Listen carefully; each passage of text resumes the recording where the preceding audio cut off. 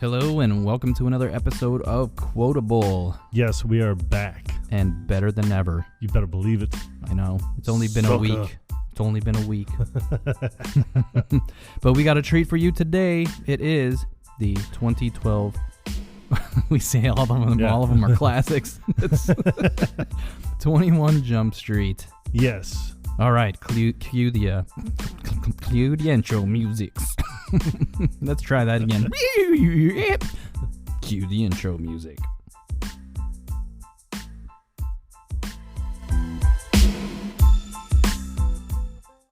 All right, we're gonna blow through this one without any issues. Because this is take 4. Yes, this episode is going downtown. It doesn't just have like a Julie chance. Brown.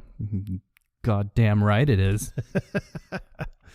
Oh man, I love how they start out playing Eminem at the beginning. Well, because it starts out in 2005, and it shows him in high school. So you see Jonah Hill Schmidt, walking out of the school bus, and he's dressed just like Eminem. He's got his bleach blonde hair, and everything. Just a plain white T-shirt. So it's just the unspoken. Yes, he's dressed like Eminem. Yeah. He idolizes him. Well, yeah. Well, I mean, I remember when Eminem broke onto the scene, like, everybody dressed like Eminem. Everybody had, like, the short, cropped, bleach blonde hair. Well, you know who didn't? This guy. Oh, yeah? No. Wow, you were too cool for school. I know that. No, I just didn't know how to be cool. Oh, but it did make for a great intro. Yes. But it's funny. He walks into the school, and he waves. He just waves, then smiles, so you can see his mouth full of braces. Yep. But you never see who he's waving to. No, and I don't think that there was anybody to wave to. I think it was just, hi. High school. Yeah. Literally. Yeah. See what I did there? Well, because, I mean, I imagine that it was probably a lot like me in high school, because I'd, like, come in and wave, and I'd be like, hey, girl, hey. No? Okay. All right. No, it's cool. Hey, what's up, brother? What? No, we ain't doing that. Okay. Leave me hanging. Yeah. No, hey, Mrs. Gonzalez, I'm going to do good on that test. No, you ain't giving me nothing. Okay. You had a completely different high school experience than I did then, because I talked to nobody. It was embarrassing. Yeah, no, I talked to everybody. Nobody talked to me. It was their loss. All right. Because now look at me. I'm on a podcast. Suckers. You're going places. Oh, but man, he attempts to ask the hottest girl in school to the prom. Yes. And it is a train wreck. Of epic proportions. I mean, because of all the stuff that he points out to her, that they, like, grew up together. We've known each other since, like, the 3rd grade, I think he says. Yeah, you live across the street from me. We have all these classes together. And what's so funny is the look on her face. She's just kind of like, who are you? It's one of those. Do I know you? One of those kinds of situations. Why are you talking to me? I mean, we've never talked before.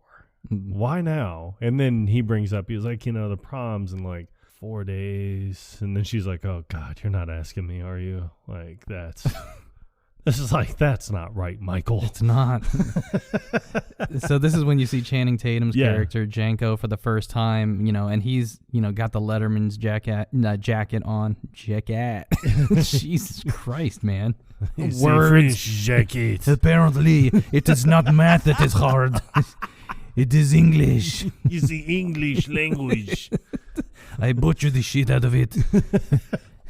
Like a hunk of meat. This is great. He's got, like, the long hair parted down the middle. That I did have in high school. Yeah, me too. Yeah, it was not cute. But it was still cool to be, like, popular, though, like having long hair and wearing all black and all these bracelets and necklaces, because I was trying to impress people. Hey. Did it work? No, not at all. No. You tried too hard. Yeah, didn't you hear the story I just told? No.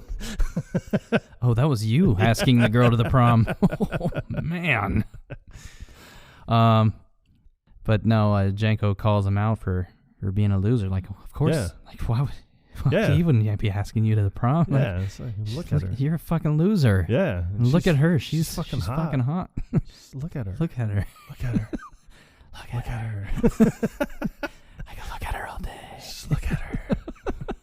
But Jenko gets called to the office because You're the principal of obviously you can tell that, in this movie, he's going to be an idiot. He's going to be the big dumb jock. Yeah. And, I mean, I'm sorry, jocks out there, but, everybody knows it's true. They're stereotyped. They are. Yeah, like they're the idiots. You're either already dumb or you become dumb from getting hit in the head for, too many years. Exactly. So he goes to the principal's office, and the principal informs him that he will not be going to prom because he could not bring his grades up. And I love his reasoning because he's like, what are you talking about? I'm supposed to be prom king. Like, of course I'm going. Like, who gives a shit? Yeah. So he's told that he can't go. He leaves, walks outside, and kicks over the trash can. And sits down, but Schmidt's already outside, crying because he just got rejected. Bad. Yeah. Real By like bad. the hottest girl in the entire movie. So, sorry, Brie Larson, but you know it to be true. Yeah. Yes. Sorry, Brie Larson. So, I mean, don't stop listening to the podcast, honey. I mean, don't worry. I still love you. Yeah. But I mean, she's Miss Marvel, for Pete's sake. I know. Or Captain Marvel. I don't know. No, it's definitely Captain. Yeah, no, there's a new show on Disney Plus, Ms. Marvel. Uh-huh. Yes. Well, we'll get into that later. Yep, we're not going on another tangent this time. We stopped that train from derailing real quick. So he kicks over this trash can, sits down, he looks over. He sees Schmidt, who's outside, wiping crying. his eyes because he doesn't want to seem like a huge loser. Yeah, which that's too late. It's yes. Yeah. So Jenko gets up and just walks away. Well, Schmidt gets up and runs over and kicks the trash can as well. I want to kick the trash can too. And immediately hurts his foot. Yeah, that's how much of a loser he is. Because he kicks it with his fucking toes. Yeah. He's wearing what is it? Like he's like the turtle shell Adidas. Yeah. Not a good shoe for kicking. There ain't no steel toes. Yeah. Dummy. So fast forward 7 years. 7 years to police academy. Yep. So it kind of makes me wonder what they did in between. That's kind of a long time. Well, if they went to college, I mean, they should be almost doctors. Yeah. Because you really don't know what they did. Yeah, no, there's nothing like in between. So I guess it's just kind of like, well, we tried everything else. Let's go do this. 2005, I'm guessing they both probably worked at like a Blockbuster Video or something. Probably. The last one still around. No, they were still around in 2005. I'm pretty sure. Yeah, no, the last ones. Yes, the last ones. Yep. Then Netflix took them right out. Bastard. But so they both go into the police academy, and Jenko being the jock, he's good at the things like tactical training, like hand-to-hand combats. Firing his gun on the gun range. He's good at the physical stuff. Yeah, for sure. And Schmidt even asked him, he's like, "Wow, you're really good at this." He's like, "Yeah, I am." And then when it shows the opposite side of it, when they're taking the test, Schmidt passes with flying colors and Jenko is failing.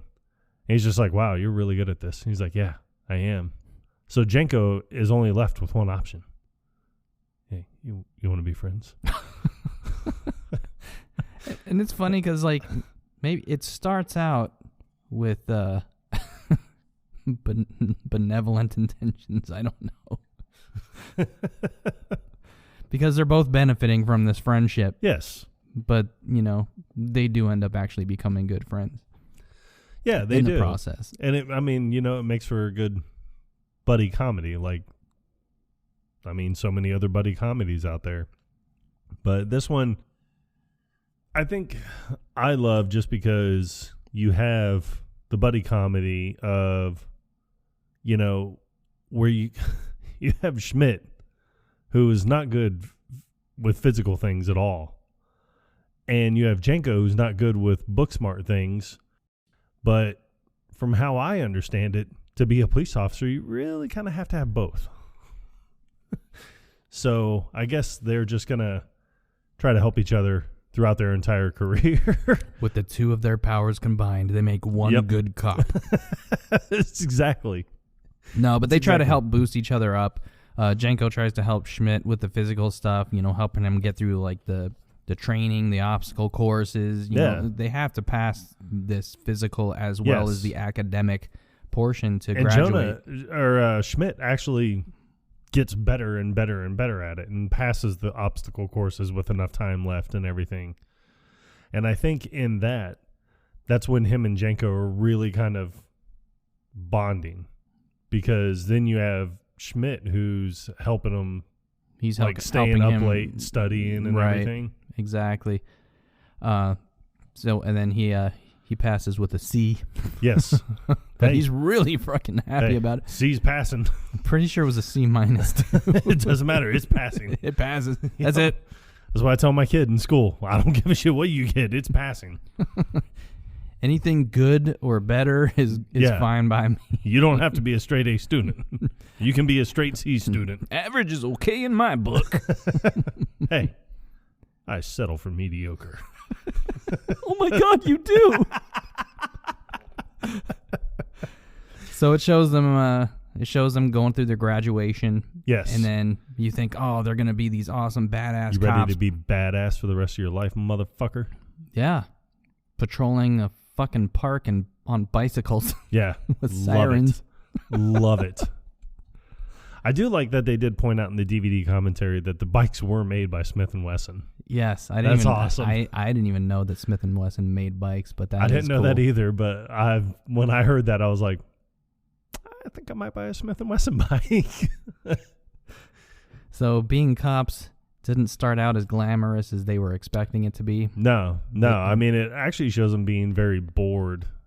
This was not Danton and Highsmith. Yeah, I mean, bored enough to where they have their handguns and they're just throwing them up in the air, like trying to catch them by the handle. Should we unload these first? What? No, don't be ridiculous. This adds to the excitement. One of us might get shot. And they're like, how cool would that be? They're playing the hand slap game at one point. Yeah. I like that. I like it when they get the guys. You have like 4 grown men. Playing Frisbee. Yeah, and they get the Frisbee out, and they're like, really? You thought this was a 911 emergency? And like, do you think this is a job for the cops? Yeah, and he goes to hand it back to him. He's like, get your own fucking Frisbee. He throws it back into the lake. Back in the lake. Oh, and then there's the little fucking kid. Oh, God. Standing right by the do not feed the ducks sign. Yeah. And he's holding like a piece of bread. Yeah. He's like holding out. He's like, just has that look on his face, right? Like that look of defiance. Sorry. It's like, this is happening. I'm gonna drop this bread. Like, it's like I'm an 8-year-old kid. What are you gonna do to me? Yeah. Like, you see the sign, right? It's funny. I mean, you sit there and you think, it's like, the hell are the parents? I have no idea. Because I didn't see any parents, like, even in the background. You don't see them the whole time. Nope. At all. Nope, but that's when they notice the 1%ers. Yep. Ooh, these sons of bitches.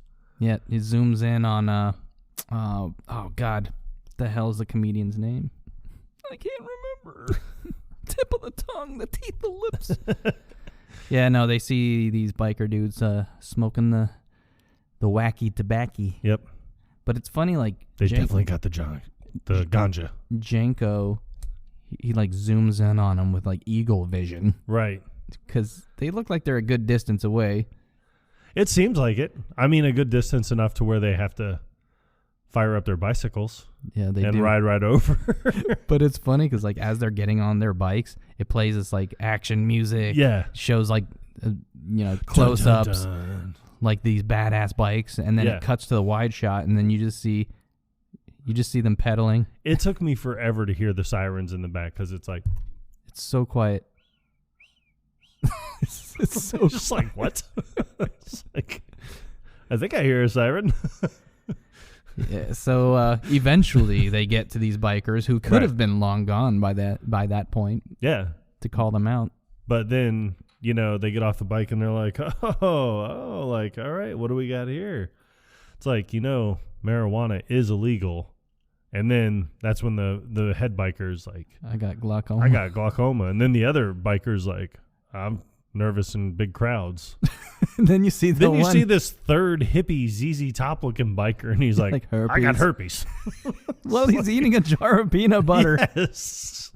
And every time you see this one particular biker, he always has a jar of peanut butter with him. And I think it's a glass jar, too. I believe so. So they go proceeding to, check the bike. He was like, so if I check the bike, I'm not going to find any more drugs. And he was like, yeah, go ahead. You won't find anything. So Jenko's, checking the bike. And he does. He finds a plastic bag of with a baking white soda substance in it. And what's so funny is like, why do you got sugar? And then that's when Schmidt's like, drugs, they got drugs. So they all scatter. Horrible cop. Yeah. But immediately he draws his gun. Yeah. Like, just because he's got drugs doesn't mean he's armed. You don't need to pull your weapon, but you can still arrest him. Yep. Well, I mean, it's a lot cooler if you do. I drew a gun once on a piece of paper. So everybody scatters. Well, Jenko takes off after the head guy, and he's on a foot chase. But Schmidt's like, so what? You're leaving your bike? That was his concern. Not catching the perps. Nope. So Schmidt actually has to chase another guy down, but instead of running, dude. Yeah, instead of running, he rides his bike. He could have caught up to this guy. And actually, if you listen to the commentary, he mentions how the first time they tried to shoot this scene, he passed the dude in like a couple seconds. Because he's a big guy, man. Yeah. He's like 6'7", maybe. I don't know. Something ridiculous. And like close to 300 pounds. Yeah. So he's not running fast. Yeah, he is not light on his feet. No, not in those boots either. Well, what's funny is because they said the same thing about Jenko, too, because they were like, oh, well, we don't want this guy to get that much of a head start because, they were worried that Channing Tatum wasn't going to be able to catch up with him. And they're like, yeah, no, within like 5 or 10 seconds, like he was right on top of him just about.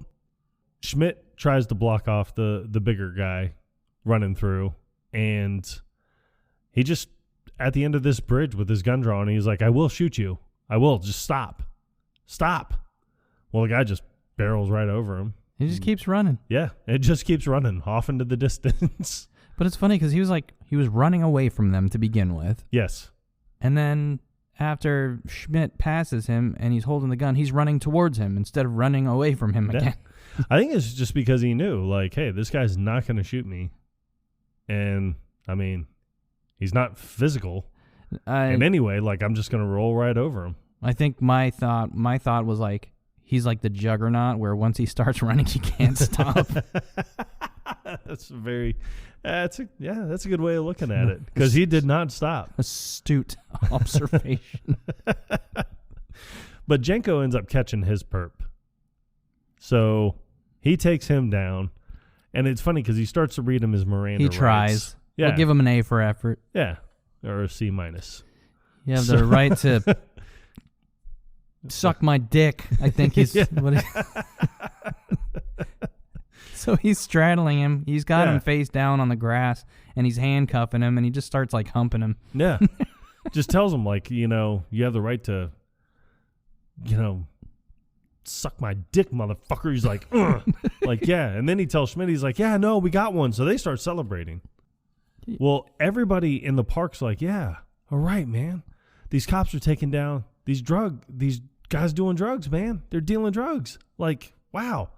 Well, Schmidt just pulls out his firearm and starts firing in the air. It's like an idiot.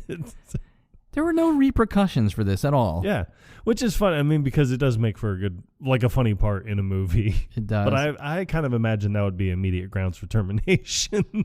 But it cuts to the police station. They're all happy. They're celebrating. They walk by a bunch of hookers that clearly are regulars. Hey, Cinnamon. Good job on the bus, boys. Sounds like a big one. So, thanks, Cinnamon. So stupid. So they have to go in and have a word with the chief. Chief Deputy Hardy. Chief Nick Offerman. Yep. And it's so great because they are informed right away that they had to let the perp go because he failed to read him his Miranda rights. You failed to do the one thing that you have to do when you're arresting somebody. Yep. Do you even know the Miranda rights? Well, yeah, obviously I do. So, let's hear him, son. I mean, you're busy. It's like, no, just go ahead. It's 4 sentences. I don't think he has anything ending to with do, a question. It's like a total of 57 words. Let's hear it. But then he asked Schmidt. He was like, "Oh, Schmidt, do you have something to do?" And he's like, "Well, I had a thing, but I can push it back." It's so funny. He I never noticed how funny that line was. He didn't have anything going. No. So he's like, well, obviously it starts off with, you have the right to remain silent. Yeah. You got the right to remain a lawyer. He's like, did you say you have a right to be a lawyer? And he's an attorney. Yeah, and he was like, well, technically, you do have the right to be an attorney if you want. But I like it. He was like, where were you when he was making this arrest? And he was like, well, I was chasing down my perp. He's like, oh, and how'd that work out for you? And he was like, actually, not good. And he got away. Skinned my elbow. It's like, oh, yeah, wow, it looks like it hurts. It's like, let me see that. He flicks it. Yeah, and the way he flicks it, I mean, I have never heard anything get flicked so hard in my entire life. I mean, they fixed that in post, I'm sure, but yeah, it sounded like it would have hurt. Yeah, even if you didn't have a flesh wound. I know. I mean, in all honesty, when he flicked it, I swear, like Nick Offerman could probably chop down a tree with that flick. It's possible. That's because he's all man. He is Ron Swanson. So, yeah, they. So for a couple screw ups like them, there's only one place that they can go. Yep. It's to a totally revamped program from the 80s. Yeah, because they tried to redo. They lack creativity. Yeah, and they're all out of fresh ideas. And since they lack creativity, they just bring up all this stuff from the 80s. And expect nobody to notice. Yeah. It's like, so you're getting sent to 37 Jump Street. Wait, that's not right. No, it's 20. Oh, man. So they go to the Aroma of Christ Korean church. Oh, God. On Jump Street. Yep. It's just this like old rundown church. Yeah, unused church. Well, It's being used, but not for its intended purpose. So they show up. I like that they show up in their uniforms. Yeah. Which that actually is made a point because when the captain comes out, played by Darius Rucker. Sorry, no, Ice Cube. I was way off. Darius Rucker. Wrong genre of music. It was Ice Cube. Ice Cube, if you're listening, please don't stop listening. I loved you in this movie. He was making a joke. Yep. But he comes out and he was like, oh, I know what you're all thinking. He was like, black captain, got an attitude problem. It's like, yeah, and I get mad. So he's like, guess what? I'm black. And I work my ass off to become captain. And sometimes I get mad. So eat suck a dick. Love that. I don't know why that's so funny. Because he's calling out the obvious. Yeah, well, he starts talking about the stereotypes. And he was like, yeah, look at this guy back here. He's like tall, handsome. He's like, probably dumb as shit. Yeah. It's like a jock in high school. Probably the dumbest motherfucker in here. And he's like, and look at this guy. Short, insecure, and he's probably good with money. And I love that Jenko's like, holy shit, dude, you are good with money. He's like, fuck. It's like playing into those stereotypes. Fake ass handsome McGee. But I like that he was like, did you guys get the memo on how to show up? Because they're dressed in their uniforms. And then they're like, nah, we didn't really get a memo. He's like, high school the fuck up. So I like that. So when it shows him like high schooled up, he's standing there and he was like, what's rule number 1? And then they were like, don't get expelled. And he's like, okay, rule number 2. And he's like, no sleeping with the students or the teachers. And he was like, yeah, you hear that? He's like, you keep that dirty dick in your pants. But I love it because Schmidt's like, well, I know that we seem like a couple lady killers. And he was like, am I talking to you? He's like, no, I'm talking to your fucking partner. And he was like, when I say shut the fuck up, I'm talking to you.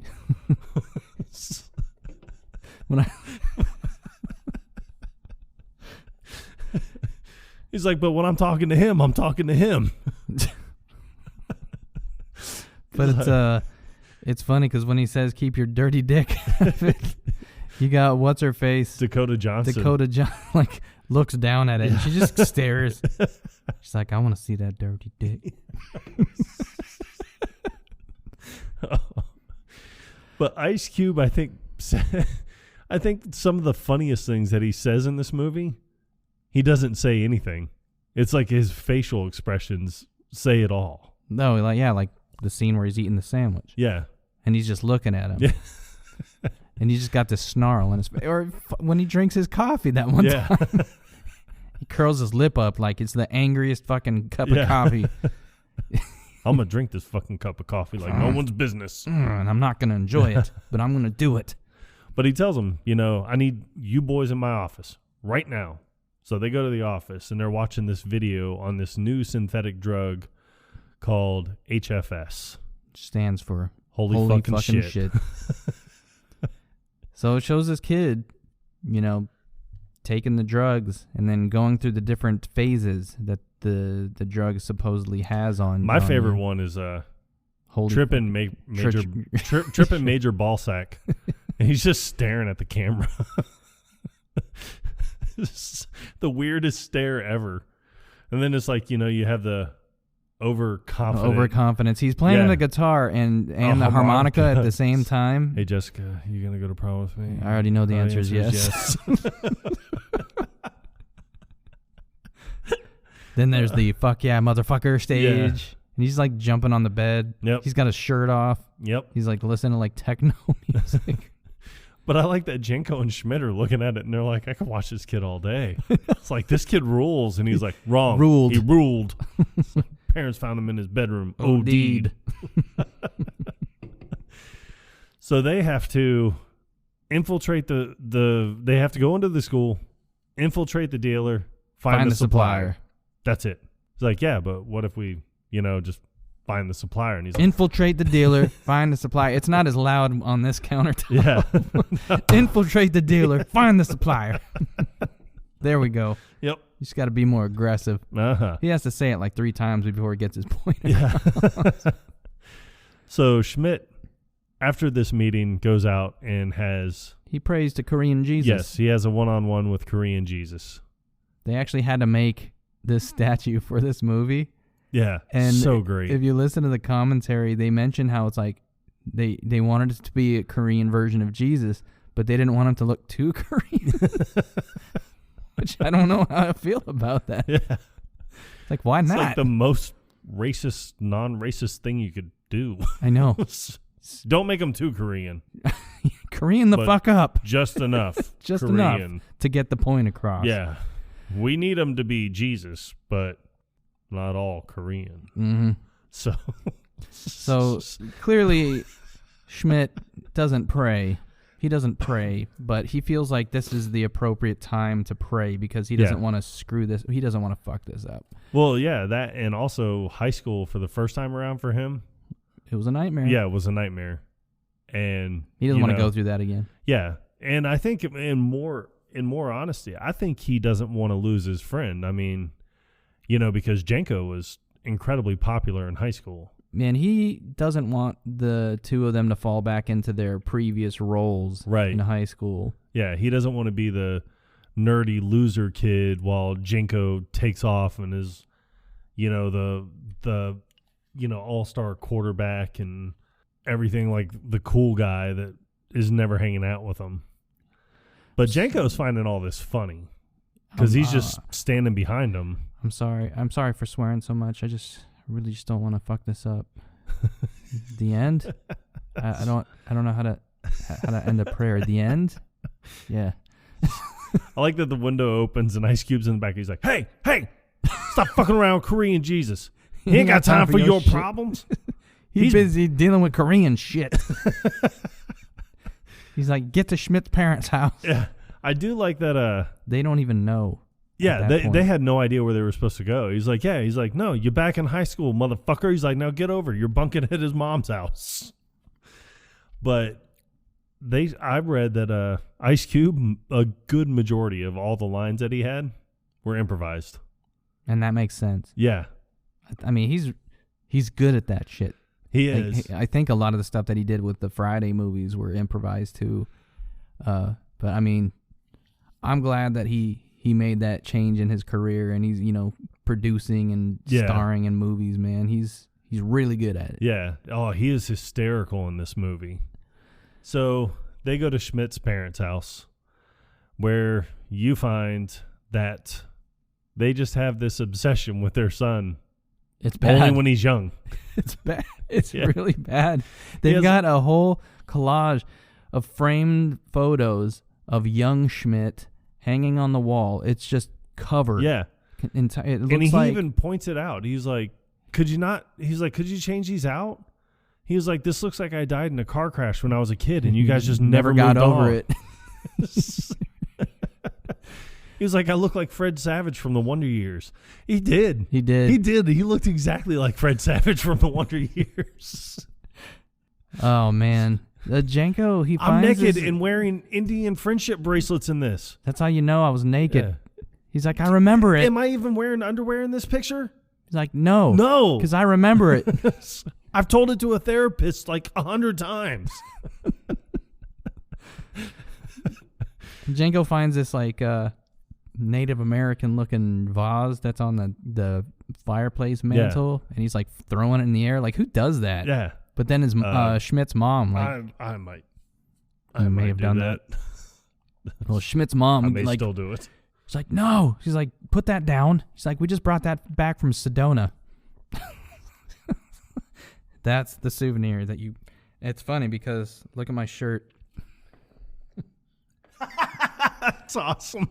Yes, I'm currently wearing a T-shirt that is Sedona, Arizona. Awesome. That is awesome. It was a gift. It was meant to be. It was a gift. And they are not getting it back. So, yes. So shout out to, I have to do it. Yep. Shout out to Sam and Renee.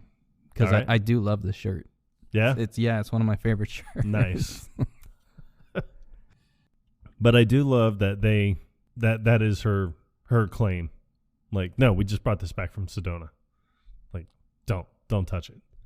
But Janko, like, he immediately embraces the role as like Schmidt's brother. Yes. And they were given their assignments and the undercover roles that they have to play. Of Brad and Doug.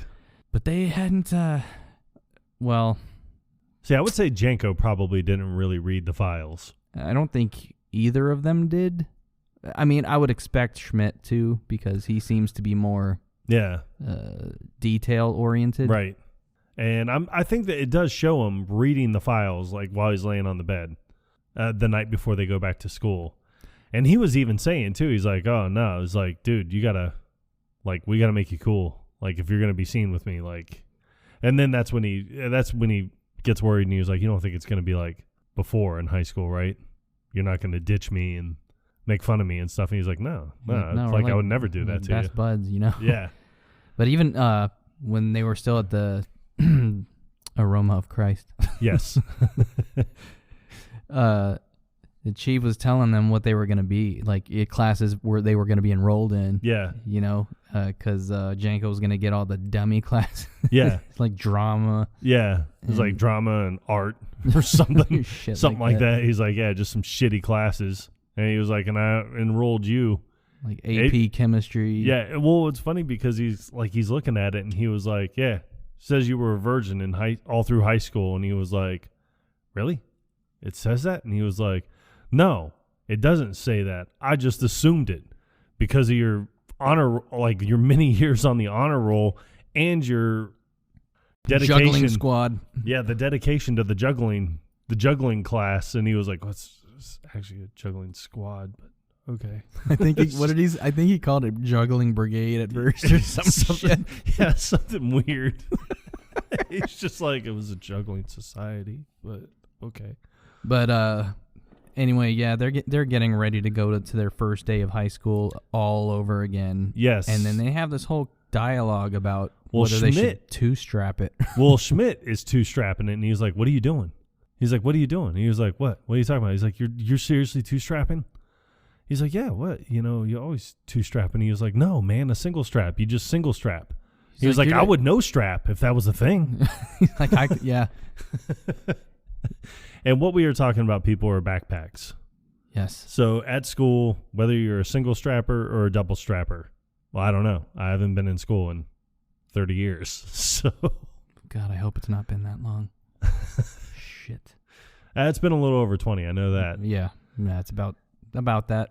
Yeah. So, but I just love Janko. He's like, I'd no strap if that was a thing. And just have your backpack just floating behind you. So they get... this is how concerned they are with, playing the roles the right way. So they're going to school, and they realize we can't show up. In that piece of shit. Yeah, in this piece of shit car. We got to get something cool.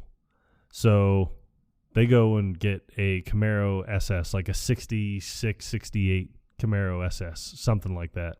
Well, the first thing that they want to do, and the girl that is, signing it out to them, she was actually in the original TV show. Holly Robinson. Yeah. And she tells him, she was like, I don't want y'all doing stupid shit in this car. Revving the engine and all this. And they're like, no, we would never do it. So when they left, they went like behind the building and ran each other taking over. turns. Jumping onto the hood to see how cool it would be. Yeah, so Janko goes first. And he gets knocked out. I mean, he gets up immediately, but then he grabs his elbow fuck. But he's laughing. And then Schmidt, he takes his turn, but he totally does it wrong. Yeah. And he's just sprawled out on the fucking parking lot. Yeah.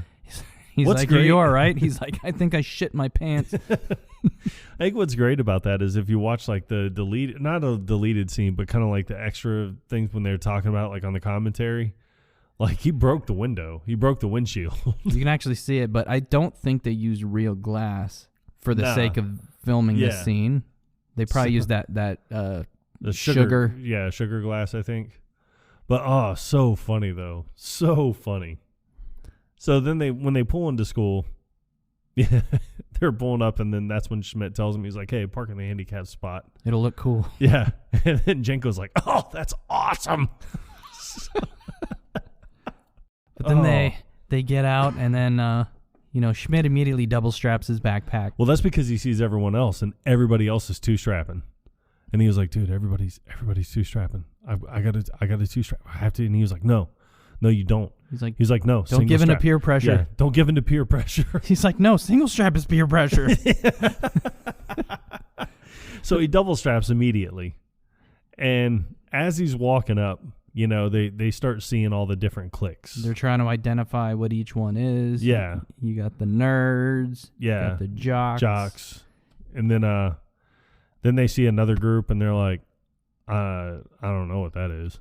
Yeah, it was like a bunch of Korean punk-looking girls. Yeah, and then Schmidt was even like, I don't know what the fuck that is. Then it shows a group they almost look like they're dressed like 50s style almost. Yeah, and they're like, I don't know. I got nothing. Yeah. I got nothing. I can't figure any of this shit out, man. But then they're approached by good old Dave Franco. Yeah. Then this would be like, the cool clicky group. And he asks the chewy granola. Yeah. So he asked, he was like, oh, is that your ride? And he was like, yeah. And he was like, does I get like 10 miles to the gallon? More like 7. So then he starts talking. He was like, "Oh, it was like, it's like, it smells like egg rolls." Yeah, is that egg rolls? And he was like, "Yeah," and that's how they power their cars, with like leftover fry oil from like Hunan's Palace, I think. Yeah, one of the local like Chinese restaurants. Yeah, but they always just try to ride their bike. It was like, yeah, you got to protect Mother Earth. And then Janko was like, yeah, I don't care. Like, I don't care about anything. Yeah, I don't care about anything. You don't care about the environment? It's pretty fucked up. But then you have the guy in the back that's like, hey, could you guys keep it down? I'm trying to study. And he's like, look at him. He's trying. He's trying. What a loser. So he gets immediately offended. Yeah, by the guy's like walks over and he's like, man, what are you saying about me? And so Jenko's just like, bam, pops him right in the mouth. And the dude falls and everyone's like, and everyone circles around and he's like, what? You know, I mean, got up in my face, you know? He's like, and someone turned this gay ass music off and he's like, oh, what? You hit me because I'm gay? He's like, what? Wait. He's like, no, no. I didn't. He's like, no, I hit you. And then you turned out to be gay. After. Like after the fact. Yeah. He's like, no, I was gay when you hit me. No, I knocked you into gay. Yeah. So, but I like Schmidt because Schmidt's just like, well, you know. That's pretty messed up, man. It would be. It would actually be homophobic to not hit you because you're gay. Yeah. So they find themselves in the principal's office. Yeah. And Jake Johnson playing principal. Oh, God. This part was like perfect for him. It was so good because I can't see him ever being a principal. No. That's why it's so great. Yeah. He's like, I am one black gay kid getting punched in the face away from a mental breakdown. Yeah. But I like it when he has their folders too, and he's like, okay, which one's Brad and which one's Doug? And they don't say anything, and he's just like, all right, okay, let's try this again. He's like, and this time, don't act weird. Yeah. He's like, who's Brad? Or no, he's like, who's Doug? And then Schmidt's looking at Jenko, and Jenko's like, no, dude, no, you're Doug. Like, all right, so you're done. He's like, wow, never would have pegged you for a jock. Yeah. It's like, oh, yeah, that's me. Yeah. I'm a jock. And he was like, and you really don't come off like the brainy type. It's like, yeah, he's just all about science. So they spontaneously switch roles. Yes. And I like it because when they get out, he was like, please. All I got to do is just, kind of BS my way through app chemistry, and we'll be fine. He's like, yeah, no, it's AP chemistry. You can't even get the fucking name right. But Schmidt has to go to drama. Well, he even asks. He's like, wait, app chemistry is the one with the shapes, right? Yeah.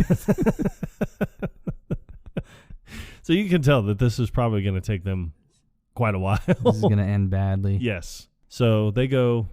they have to reverse roles, go to each other's classes.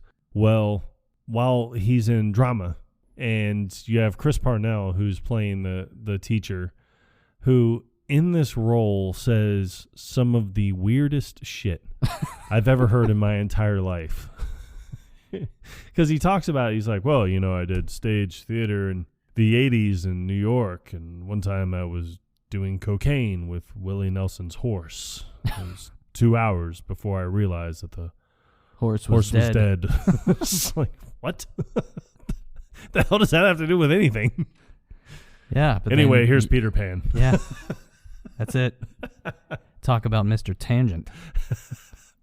Everybody tries out for Peter Pan. Yep. But Jonah Hill, he gets into class and he starts texting. And I don't remember phones like where it makes a beep every time you tap the letter. Yeah, well, that's because he never went into the settings and turned it off. Obnoxious. It is very obnoxious. Hey, Mr. Texty. He's like, how about you come down here and audition for Peter? He's like, oh, nah, I'm cool just being like a tree or something, man. It's like everybody auditions for Peter. But he has this little interaction with Brie Larson. Yes. He's trying to find a way to find out about the drugs, because that's their whole purpose for being here. Right. Infiltrate the dealer, find the supplier. So she busts his balls about some shit. He's like, if, it's pretty messed up about that kid that he died. He's like, he was really talented. And she's like, what? So if he wasn't talented, would it not be sad? He's like, no, it would be equally as sad. I'm just busting your balls. Yeah. It's like, she's like, so where, if I was wanting to find this stuff. He's like, where? When she's like, well, that's not really my thing, but Yeah. if She was you like, want but to you find it, don't have to look far. he's like, if you want to find it, it's not that hard. Yeah. She just keeps like eyeing over to the right. And it motioning. takes him way longer than it should have just to be like, oh, wow. There's the phone number. There's the number. Yeah, on the back of one of these folding chairs, which, God, I can't imagine sitting in an hour-long class in a folding chair. No. But it's got this 555 number with the little, what do you want to call it? It's a shit emoji. Logo. With a halo. They actually created a logo for the drugs. Yeah. It's a shit emoji with a halo. Yes. Yeah. Holy fucking shit. Yep. How creative. Yeah. So he texts the number saying, yo, looking for a hookup. And it cuts to Janko in class. Yeah. And he's sitting there, and the Ellie Kemper, she plays the teacher. Oh my God. It's like she has to be like one of my favorite characters in this entire movie. She is so funny. And then she's saying, hello class, it's time for a pop quiz nose. And he's then like, Janko's like, what? Pop, and then she's, oh, hello. Hi. You must be Brad? Big? Big Brad? It's like, what's a pop quiz nose? It's it's just a pop quiz, and whoever gets done first gets a $10 gift card to Quiznos. It's just like, oh. But I like because he gets the test, and she winks at him as she hands it. It's like, good luck. Clearly, she's a bit taken by him. Yes. So she. Let's be honest. There's a puddle on the floor. And well, yeah. Yeah. So he clearly doesn't know what the hell any of this shit is. No, and he seems kind of like a lot like me. Like when I take tests, I don't know why, but for some reason I go blank. Like I can study and study and study, but then as soon as I sit down and actually see it like written out, I just like I freeze. I don't like it. And this is a multiple choice test. Yeah. And so he initially sees the real answers, but then it cuts away and it cuts back, and then the multiple choice is like, you're a fucking idiot. Yeah, and he was like, oh, fuck you, quiz. So he Christmas trees it and then walks up and hands the test to the teacher. Yeah, and he like, gets it. That was fast. Yeah. She's like, I mean, not like that. Not like that. Yeah. I mean, let me just check you out. Check out your chest. Check out your test. Grade your quiz. She can't get the words. Well, what's so great is Schmidt gets the reply back, and it's like, yo, meet me in the yearbook at 5. And so he's like, hey, I got to go. So he leaves. He's like, can I go take a dump? Yeah. Well, like, she texts Janko. Schmidt texts Janko, and he was like, meet me in the hallway now. And he's like, gotta go take a dump. And she's like, oh, yeah, that's cool. Oh, like, we've got this rule. This hurry back rule. So if you have to be back in 6 minutes, otherwise I got to send you to the principal's office. We don't want that. She's like, so I guess this is gonna have to be a quickie. I swear. So as she like bends over the desk, like clearly aiming her ass towards him. So Ellie Kemper, take on more of these roles, please. Yes. I love you. Yes, this is a lot better than Aaron on The Office, which was just too awkward. Like there is a limit, people. Yes. So they go and run off to yearbook. Well, it turns out that the cool kid is the dealer, and they're like, yeah, we're just looking to buy some drugs. We need so some you're drugs. you're the dealer. He's like, yeah, through his teeth without moving his lips, like Jeff Dunham. Well, what's great about it is he's sitting there and he's just like, well, you guys narcs or something? They're like, whoa, hey. The only person that calls us narcs is narcs. Yeah, and then he was like, well, you're a narc. And he was like, yeah, you know who calls people narcs? Narcs. Your whole argument just collapsed on itself. Cause he's like, all right. He's like, what the fuck ever. He's like, are you doing this or what? He's like, I got shit to finish. He's like, yeah. So, yeah, he's like, just $20 a piece. $20 a pop. He's like, yeah, we'll take two pops of drugs. It's most awkward. He's like, all right, we'll take it here, so I know you're cool. And he's like, well, I was gonna take it when I got home. I was gonna cuddle up with and my Snuggie. Yeah, I think that's what he tells him. Something like that. Yeah. He's like, I was just gonna turn down the lights real low, get my Snuggie, get weird. He's like, all right, we're doing this. We're taking drugs at school. Yep. So they both pop the HFS. I like that they toast each other with the chip. Yeah. It's like, all right, down the hatch. What is that? Cool Ranch barbecue? Fucking odd combo. Great. I know. So they took it, and then he says, he's like have a fun ride or something. Yeah. Something like that. Enjoy the trip or something. Yeah. Something, cliche. Trip. Yeah. But then they immediately run to the bathroom so they can puke it up. Yeah, and they're trying so hard. Why do they go to the same stall, though? I don't know. But they're trying so funny, hard. I guess. Yeah. And what's great is he was like, all right, we'll just finger each other's mouths. Because they're trying to gag themselves, and it's not working. So he's like, what? No, we're not doing that. And he was like, yeah. No. He's like, do you want to die? Do you want to die right now? He's like, we have to. He's like, okay. So they both shove each other's fingers into each other's mouth, and then the fucking janitor walks by the stall. Yeah, it's still not working. He's like, Jesus, you looking for my G-spot? And then eventually they give up. He's like, is it me? He's like, no. Sometimes I just can't. So weird. So they're heading back through the hallways, and then that's when the coach stops them. And is like, whoa. He's like, where are you boys going? And at this point, they're fine. Yeah. Still. He's like, you have a pass? For the time being. He's like, yeah. And he's like, oh, great, you're late.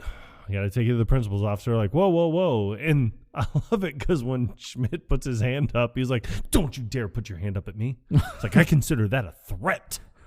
He's like, no, I was just... Now, the coach is played by Rob Riggle. Oh, my God. Who takes everything above and beyond where it needs to be. Yes, you got an incredible muscle tone. Yeah. When did you hit puberty? Like 7? He's like, you're Doug. You're Doug. Yes. You're Doug. Yeah, you're Doug. Yes, I'm the track star. Yes. I'm Doug. Yeah. This because they start going through the phases. Yep. Because now we've reached tripping. Holy fucking shit. This is the tripping major ball sack because then they're just both laughing as hard as they can. Like, oh yes, the gigs was the first. Yep. Yeah, they're both just laughing their asses off, and then they start tripping, and Rob Riggle's eyebrows just start moving around his face. Yeah, they like melt down and make a mustache. It's so funny because if you listen to his commentary at this point, I mean, it's hard to listen to him because you're laughing so hard at what is going on in the background. And you just see him, and he's like, well, I mean, track stars really kind of suck. He's like, I'd actually make fun of them if I wasn't their coach, but I am. You see his head turn into a cat head. Yeah. And then it shows Jenko, and he starts blowing. Yeah. And it sounds like a goddamn foghorn. Stop blowing on me, son.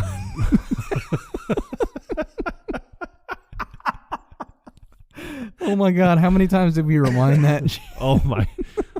Countless. In all honesty, it got funnier and funnier every single time we watched it. It did. And then they start. I like it because he's like Schmidt's sticking his tongue out, and he was like, don't do that. He was like, stop it. I don't like that. Put your tongue back in your mouth. He actually shoves his tongue back in his mouth, and I made this observation. I don't know any other movie where one actor had two different people shove their finger in his mouth. It's probably the only time. Well, other than porn, I'm sure. Well, it's funny because then Jenko's doing like some weird thing with his tongue, and then you just see Rob Riggle, and he looks at me, he's like, hey, that's not bad. That's not bad. He's like, all right. He's like, I'll let you guys go this time. Wait, you guys aren't on drugs, are you? Yes. Yep. Jenko shakes his head all fast, and then. Well, what's funny is Schmidt turns his entire body. Like, that's how he says no. Schmidt, he's moving in slow motion. But yes, instead of just shaking his head, he moves his whole torso. If you could see us now. Oh, my God. I don't know why we act this shit out, because you can't see it. Yeah. It's so funny, though. So funny.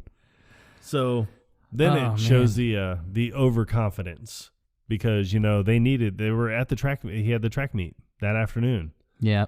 And he's out there like dancing and everything's just like waiting on the relay for the baton. And it's a relay race. Yeah. I just like it because you see Rob Riggle and he's dancing. Rob's like, I like the confidence. Yeah, I like the confidence. Like where you're at. So then it shows Jenko and he busts into the music room. He's like, yeah, keep this fucking shit going. Yeah, that's right. And he's doing all these weird dances. And then I think at one point he dives through a gong, but he's like, fuck you, Miles Davis. And then it shows him back in the science class. And he was like, oh, you just take this branch over here and you move it to the flux capacitor. And then you got this and then that and then that and that. And he's like, yeah, boom. Fuck you, science. Fuck you, science. And it's nothing but 4s written on this marker board. It's just the number 4, all different styles written on the whiteboard.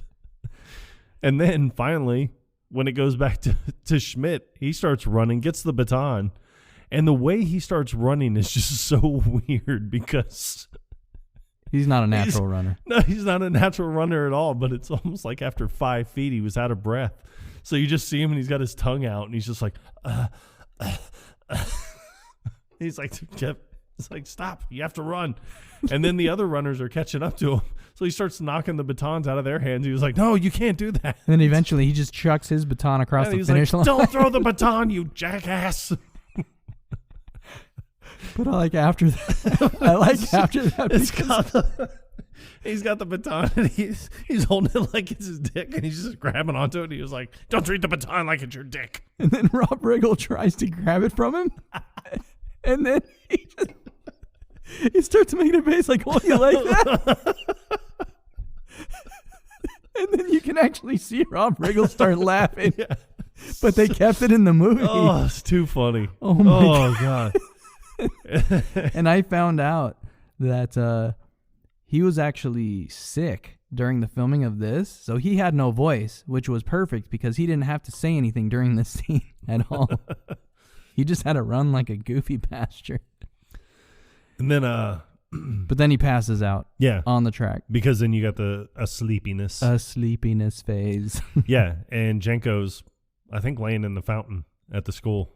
Yeah, because and he still has the symbols that he took from the band class. Yeah. So then I guess they're sobered up at this point, and then they go sit on a bench. Yeah. Like in one of the outdoor hallways. Yeah, it's kind of like they're waiting on their mom to come and pick them up or something. It's kind of what it looks like. And so that's when Franco's character comes over and he was like, yo, it was sick on how you sabotaged that track meet. He's like, organized sports, too fucking fascist. He's like, yeah, they're such fascist bastards or whatever. So then he tells him, he was like, oh, you see Schmidt turn around and look at Jenko like, what? Look at this. I'm in with the cool kids. And Jenko's just like, I don't get this school. He really doesn't. Yeah. Switching roles is a horrible idea. All right. Well, let's take a quick break from our sponsors, and we'll be back in a few minutes. Hopefully we have them by now. We'll be right back. So they go home. Yep. They are at home now. And from there, Schmidt has the idea. He's like, I gotta reach out to Molly. Because one, you can kind of tell, I really like this girl. Molly is Brie Larson's character. Yes. And they share a moment. Yes. While Schmitty is high on HFS. Yep. Auditioning for Peter Pan. Which he did not want to do. So he, calls her up and wants to have, he wants to get to know her better, which in a way you kind of sit there and look and go, oh, you fucking pervert. Like, you're in your late 20s, early 30s. She's like 18. Like, but it's funny because I think a lot of people go back to like, oh no, he's in high school. And it's like, no, he's not. He's a police officer. He has a career. She's in high school. Yes, that's the way it works. But so she does have to point out in this scene where they're talking on the phone because Schmidt's mom gets on the phone and she was like, and he's like, Mom, off the phone. Blah, blah, And she was like, oh, yeah, no, my teenage son, I love you. And he's like, Mom, no. Doug. Because his name is Doug. Yeah. She's like. But it's funny because, like, when he first calls her and she picks up the phone, she's like, hello. He's like, hey, it's Schmidt. Doug. She's like, oh, hey. It's so weird that you're calling me. He was like, oh, yeah, why is that? And she was like, oh, normally just text unless, like, some relative died or something. Or no, she was like, unless some weird old relative calls me. Yeah, that's true. It's like, okay. Normally the case. So they're talking, and he's like, God, my mom, she's fucking embarrasses me so much, man. And then she was like, hey, I'm 18, and my mom still makes my lunch every day. So they had to throw that in there just to be like, okay. She's at least legal age. Yeah, so he's not really a pervert. I'm not a pervert. I'm not a pervert. But I do like sherbet. No, but when he starts bitching about his mom, she's like, oh, you're a sharer. Yeah. like, I like that. She's like, actually, my dad got me a stuffed puppy before he bailed on my family. Yeah, and he's like, oh, wow. And she was like, I'm just fucking with you. And he was like, wow, I really thought that your dad like abandoned your family. And she was like, oh no, he totally ran out on us. He didn't give me a stuffed. He didn't give me a stuffed puppy though. How do you bounce back from that? You can't. There is no bouncing back from that. No. Just be like, I may hang up and try calling you again. Yeah. So we're gonna start this over. So Schmidt wants to organize a party. Yes.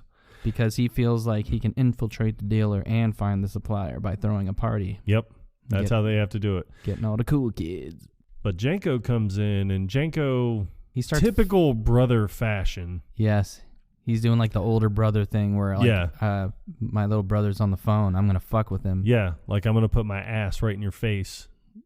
And everybody, like during the commentary, everybody said they were like, we wanted him to fart so bad.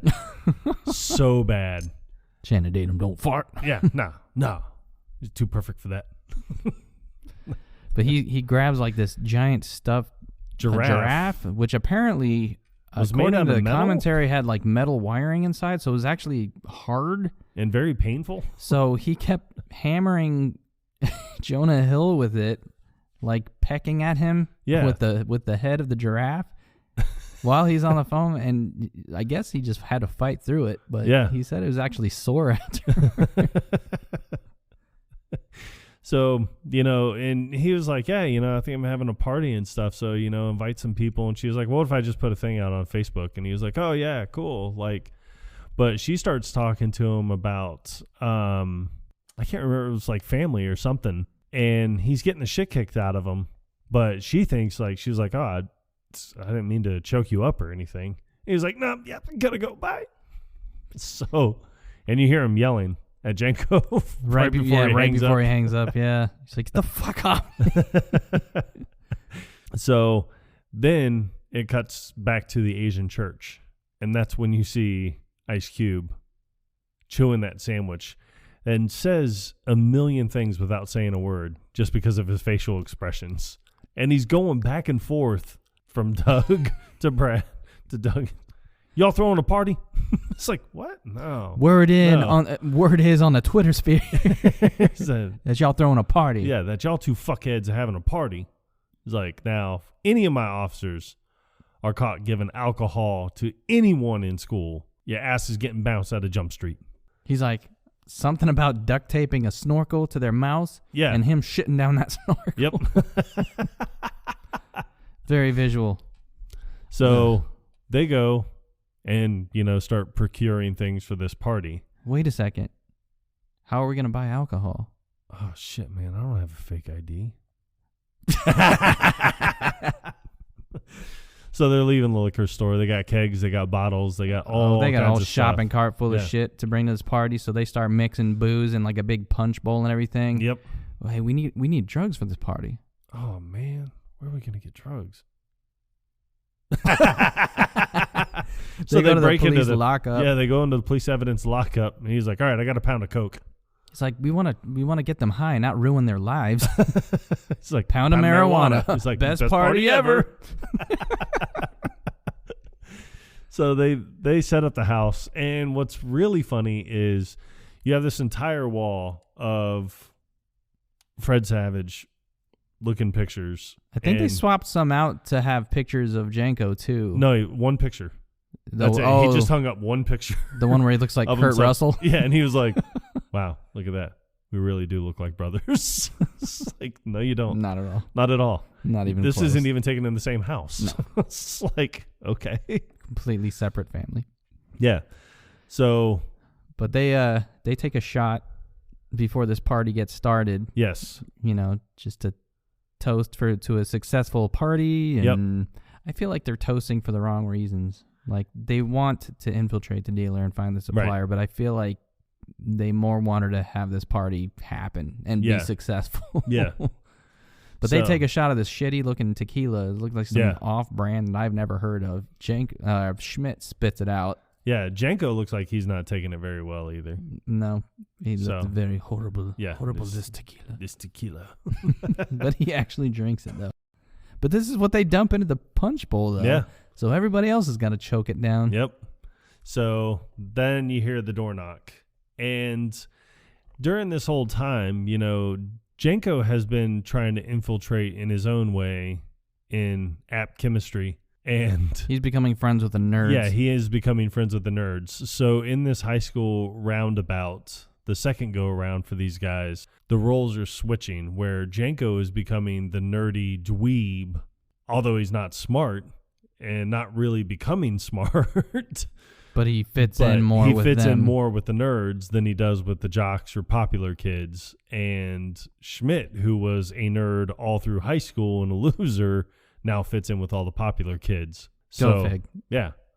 And he even mentions that at one point. He was like, man, if this was 10 years ago, it's like, I could have ruled this place. He's like, yeah, I know. I don't get it. It's like... Janko's clearly not having the same experience that he did the first go around. I hate this school. School is horse shit. Fuck you, school. First people to show up were the nerds. Yeah. And it's funny because you see 3 of them at the door, but then when it cuts to the reverse shot, only 2 of them walk inside. Yeah. And it's when we listen to the DVD commentary, they actually said, they were like, hey, we accidentally sent him back to L.A. And it's like, how? It's like you could have filmed that same shot within 5 minutes. Yeah, you filmed this in New Orleans, and it's like, what, you woke him up, and then you're like, God, we're going to get this fucker good. It's like, hey, you need to be in L.A. Psych! Yeah. Sucker. I hope he didn't have to pay for his own plane ticket. I'm pretty sure you're somewhere over Sedona, Arizona. Joke's on you, cock. You have to get back here. His name isn't Cock. So, yeah. So 3 of them are at the door, but only 2 of them come into the party. So, and Channing Tatum, or Janko, he's all excited because he's like, all right, the party's here. It's like, what? And Schmidt's like, who the fuck are these guys? Yeah, he's like, who invited these guys? He's like, I did. Well, people start filtering in. Yes. Including Dave Franco. Yes. And Molly. What is Dave Franco's name? I don't even know. I just remember a bunch of people referring to him as Eco Pussy. He's got to be Mitch. Maybe. It's got to be Mitch. Yeah, it has to be Mitch. All right, so for namesake, we're just going to call him Mitch for the rest of this episode. So they're having this party, and, you know, Mitch is like, he's not having. He's like, nah, you know, I'm just like, we're going to get out of here. And he's like, no, man, dude, you got to stay. But the intro, like when he comes in, Janko, he hugs him. Yeah. Like, hey, because he's Rico stealing his Suave. phone. Yeah. Yeah, because he's stealing his phone because he has an idea where you can put a device in the phone, and no matter where the phone is or what people are doing, you can listen in on conversations. No, I can't jailbreak a phone and wait, listen. So you're saying you can't do it, or you can't do it? No, I can't. I can't install a microphone and listen to anything that people are saying. Is he fucking with me? I mean, is he serious? And I like the other guy's like, I don't know. I think that might have been his only line in the entire movie. Is he fucking with me? Is he serious? Does he know how to do it? I don't know. I think it was. I think you're right.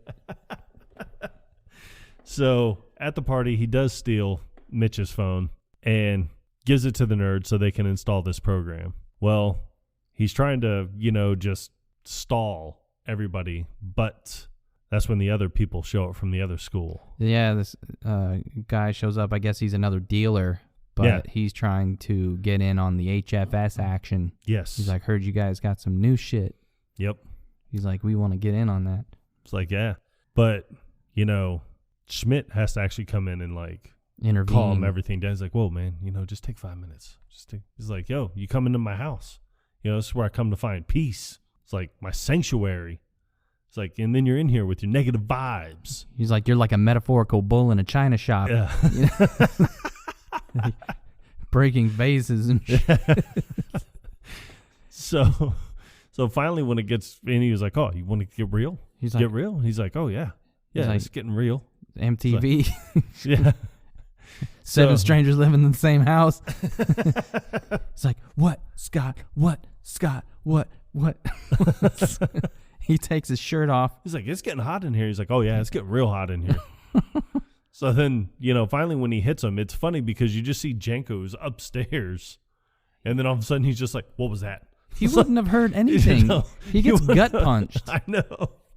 It's so funny because immediately he's like, what is that? And runs out of the room to go down there because he's got to help Schmidt. So not only does he have eagle vision, but he's got supersonic hearing. Yeah. Apparently. Yeah, runs downstairs to see this weird fight where the entire time Schmidt's telling him all right, fight's over. Yeah. Use your words. Use your words. And then Janko just starts kicking everybody's ass because, that's what he's doing. And it's funny, too, because he's like, what do I do? And he's like, hit him. So he hits him, and he was like, that's far worse than when he hit me. That's right. He hurts his hand. And then he finds the vase. Yeah. And he's finally, he's just like, fuck this. He's like, fuck it. He smashes it over the dude's head. Yeah. And then the dude falls down to the ground. Everybody gets quiet. And then immediately he throws his hands back. He's like, yeah. Yeah. And everybody does it. They're like, everybody's cheering him and stuff. And he turns around and you see that he got stabbed. He got a in knife the back. hanging out of his back. Yeah. And they're like, whoa, whoa, whoa. And he just turns around and sees it. And he's like, yo, when did I get stabbed? That's awesome. That's awesome. So once again,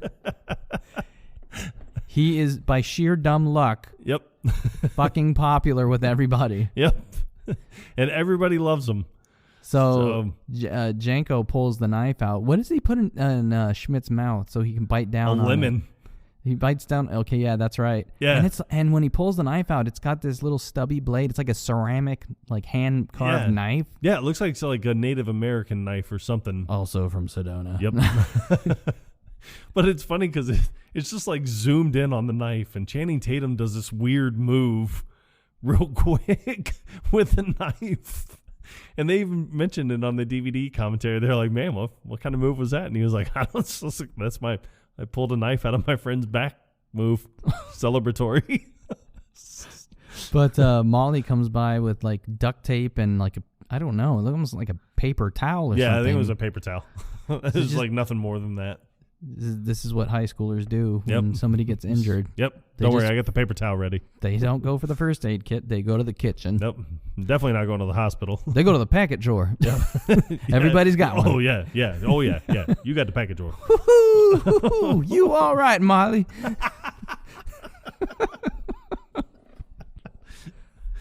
What is paper towels, duct tape, and liquor? You better take your ass into the kitchen and go through that packet drawer. Yeah. Everybody's got a packet drawer.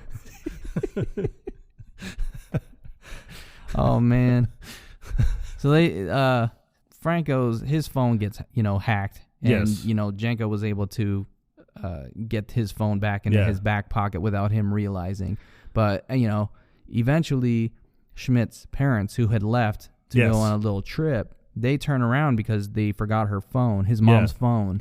And they seem to be like they're having the party of a lifetime. They're smoking a J in the car on the way back. And the parents are. The parents are, yes. And his mom, she's holding it for Schmidt's dad instead of just letting him hold it. And then she mutters something about... what are we going to do? It's like, there's cops outside. Yeah, and they're like, oh, narcs. my God. Oh, my God, our son's a narc. But then they get to the house and they see all the cars. Like, what the fuck is going on? Oh, and she chases everyone out with like a miniature baseball bat. Like one of those little souvenir bats that you get. From Sedona. Yes. It's so great is I think Jonah Hill, when he was telling the story in the DVD commentary, that actually happened to him in high school. Like he had a party and his mom came home, and when she came home, like she grabbed a little small souvenir bat and like chased everyone out of the house with it. That's awesome. So everybody goes running off. I mean, like Jenko, Schmidt, everyone, like they all vacate the house and they take off. Well, they make it a pretty good, nice, safe distance away. And, that's when Mitch tells him, hey, I'm going to bring you in. I need people I can trust. And he was like, hey, whatever you're into, I'm down with it. So they're kind of like celebrating, like, all right, cool. Well, then you got Jenko, who runs up and he was like, oh man, I thought I lost you guys. But he can see the camaraderie and the friendship building between these two. And I think at some point he's just kind of like not having it. Eric. His name is Eric, not Mitch. I knew it wasn't Mitch, Mitch but is way better. Mitch is more of a drug dealer sound. Yeah. So it's my drug dealer, Mitch. So they're becoming really good friends, and he comes in doing the shipments with them and everything, and trying to sell the stuff. But as he's taking his cut of everything, he's just bringing it back to headquarters, aka the Korean church, and just dumping it off there, getting money for it, and going back, looking like a hella drug dealer. Yep. And what's funny he ain't dealing shit. Woohoo! You all right, Eric? He goes to a get together where he brings the Taco Bell taco pack. Yep. This is a thing. Yep. Is this a sincere gesture? Yep, it was a sincere gesture. So he goes and they're at that party. Jenko goes over to the nerds' houses, and he was like, that eco pussy's going down tonight. And they're listening in on the conversations. So he starts having a conversation with Molly. And well, first he tries to get onto the laptop to see if he can find anything. Yeah. But then Molly catches him. She's like, what are you doing? Did he have like a little squeal right there? He's like, I'm doing nothing. Something like that. But I was like, if I was him, I would have been like, oh, I was looking at porn. Well, then he goes to... it wasn't a fart. Yeah. Well, I can taste it. Tastes like tacos and Diablo sauce. So they start talking about, prom and everything. And he was like, I just assumed you'd go with Eric. And she was like, nope, wrong to assume. So... they're all listening, like the nerds and like Jenko and the nerds are all listening. They're like, "Oh man, and Jenko even tells her, he's like, he's gonna choke, and he's just like, maybe if you, just maybe." He's like, that is literally the sound of choking. It's so funny. It was so well timed, and then he finally just asked her, hey, you want to go to prom with me? And she's like, yes, I do. And Jenko's proud. It's like, wow, good job, Doug. Like, good job. Yeah, then everybody else starts coming in from outside. Yeah. And, they're kind of oblivious to what was happening. But then Doug starts, talking crap about because Jenko. The girl asked, she was like, you have to settle a bet for us. She was like, you and your brother are not real brothers, right? And then he's like, nah, he's adopted. We're thinking from a pretty lame family. It's like, it's almost like the movie Rain Man, only instead of being really good at math, he's just like, shit, I can't even remember. Yeah. But Jenko's hearing all this shit. And he's like. And the nerds are like, man, that's kind of fucked up for your brother to be saying your this. brother's kind of a dick. Yeah. He's like, yeah, he is. And then he throws a ninja star at the poster of Zod, General Zod, from Superman. You better believe it. So then you start seeing like the real dynamics with them because Schmidt's hanging out with the cool kids all the time. They're like spray painting police cars, and Jenko's hanging out with the nerds, and like they're blowing shit up. And what's great is when they go to blow up that bottle, he just gets so excited, and he was like, holy shit. He was like, that was fucking cool. He was like, this is what you guys do all day? He's like, let's do it again. But there's a clear divide happening. You know, Yes. They're clearly kind of, parting ways. Yes. Just in an unspoken way. But then Jenko hears the call about the piñata being delivered, and he was like, this sounds like a pretty big deal. And this is the day that the Peter Pan show is about to happen. And they see the piñata. And Jenko sees it when he's in the middle of giving a presentation about... Yeah, because they do this weird thing where they make rhymes out of certain, like, periodic elements or whatever. Yeah. And this one is, I can't remember. It's, I know it's like gunpowder. Right.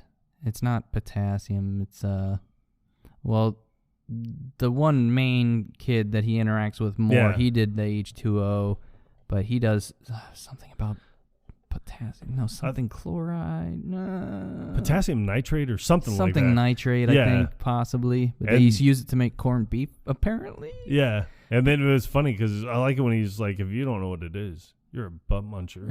It's like the rhymes are just so bad. They're really awful. You could tell they were written by the other kid. Yeah.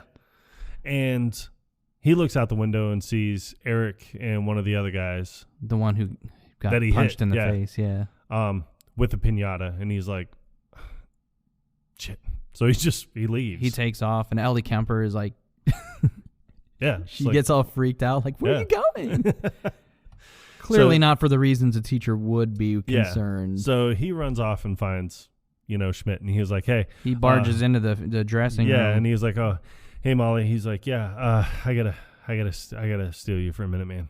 It's like, I got a problem with my piñata. I really need help with my piñata. And then she's like, is that a sex thing? And he's like, what, a piñata? Right now? And he's like, yeah, like right now. And he's like, I'm sorry. He's like, I gotta go. He's like, but I'll be back in time for curtain. He's like, are you kidding me? Yeah. So he takes off because, hey, the job comes first. So they follow them. And when they run out to the car, their cool 1968 Camaro SS. They get in and they go to leave. Nowhere. They're going nowhere because it's been booted. It's got the boot. Yep, because of all the traffic violations for parking in the handicap spot.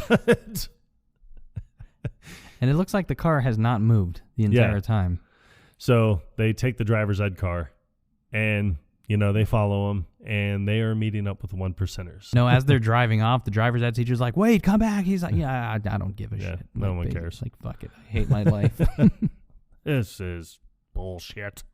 So then they follow him. They meet up with the 1%ers. You have the big bald guy. I'll just call him Buck because that's who he was in Deadpool. Big bald Buck. Yep. And then you got the ZZ Top looking dude who has a jar of peanut butter. And who shall remain unnamed for the time being. Yep. And then you got the main guy, which that 1%er number one. So I will tell you, and I don't know why I can't remember his name. He is a stand-up comedian, D-Ray Davis. His name is Domingo in the movie. Uh-huh. D-Ray, the 1%er. So, they hand off the piñata. And he was like, all right, if this is good, you'll be hearing from me. To tell you how good it is. And then he was like, and if it isn't good, then you'll be hearing from me to tell you how bad it is. Or how it's not good. Yeah, how it's not good. Such a weird way to word it. So everyone takes off and goes their separate ways. Well, they follow the piñata because, they're police officers. They want to know. They had the car parked while they're witnessing this deal go down. Yeah. And then they're ducked down so nobody can see them. Yeah, and he was like, if someone comes over, just say that you're giving me a blowjob. He's like, why am I immediately blowing you? He's like, you're the one wearing a fucking Peter Pan costume. He's like, okay. Yeah, okay, fair point. But there's the clear tension between the two of them. Yes. Even though they're both trying to get their case solved and everything, it's not the same camaraderie that you saw in the beginning. Now you have them chasing like they're driving after the 1%ers in a Hyundai Sonata, I think. Yeah, and Janko keeps telling him, he's like, no, you have to stay back. Like, they're going to make us. And he was like, no, I know what I'm doing. So they keep arguing, like, over the brake pedal. And finally, it's like, Schmidt tells him, he's like, I swear to God, I'm going to whack-a-mole you right in the nuts if you don't take your foot off that brake pedal. And, I mean, he does. So he just floors it Yeah. while Janko's got his foot on the brake. Yeah. So And you hear the tires squealing. Yeah. And then Buck, you see him turn around like, what the hell is that? No. Yeah. Someone trying to rev up a Hyundai Sonata. It's pathetic.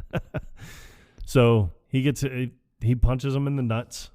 It makes him take his foot off the brake, and he floors it and runs right into this motorcycle. Well, Buck just starts going apeshit on this car. He starts going Hulk. Yeah.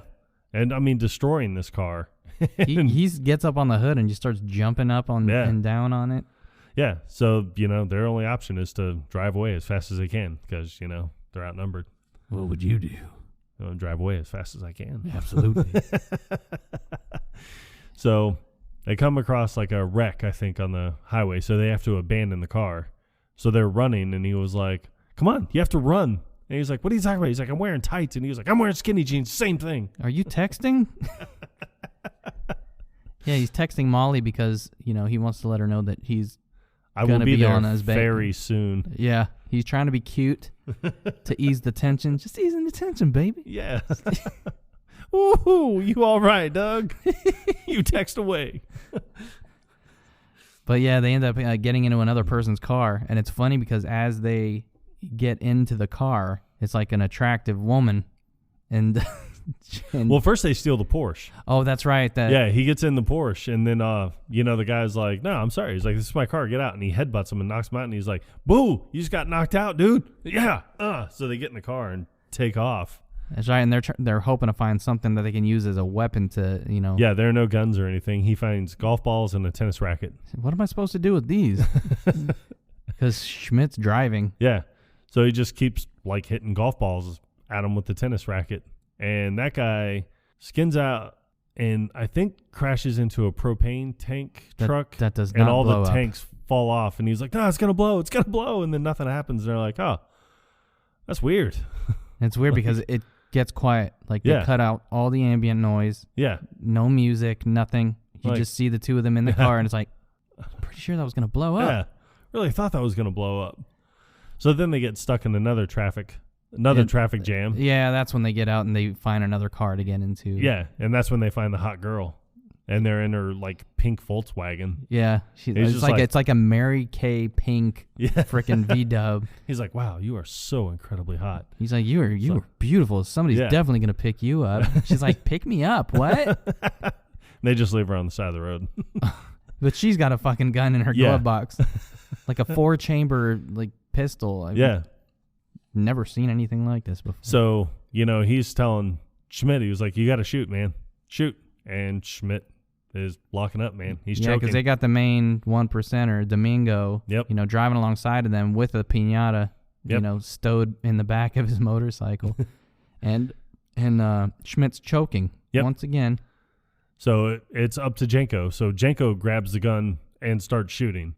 He actually shoots the piñata. Yeah. And he crashes into a chicken truck that blows up. That somehow blows up. It's so stupid. So Bojangles, anyone? Domingo gets mad road rash. Yeah. So they finally make it back to the school, and not in time for the play. Well, Janko tells Schmidt, he was like, "You're in too deep on this."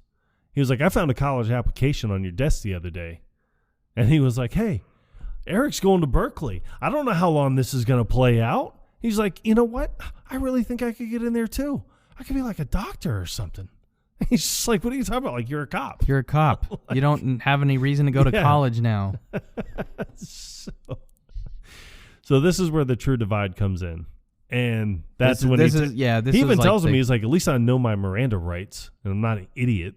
And like he just runs off and goes and joins the play. That's already been, that's already started. Yeah. And the guy that took in for Peter Pan is on stage giving his lines, and he just comes running out and he's like, "I'm here, everyone.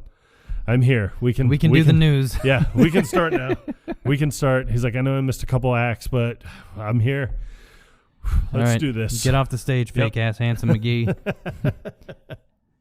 But it's funny because he interrupts, and then Chris Parnell, he's like, it doesn't matter what's going on. It's already getting more exciting. Yeah, it's already more exciting.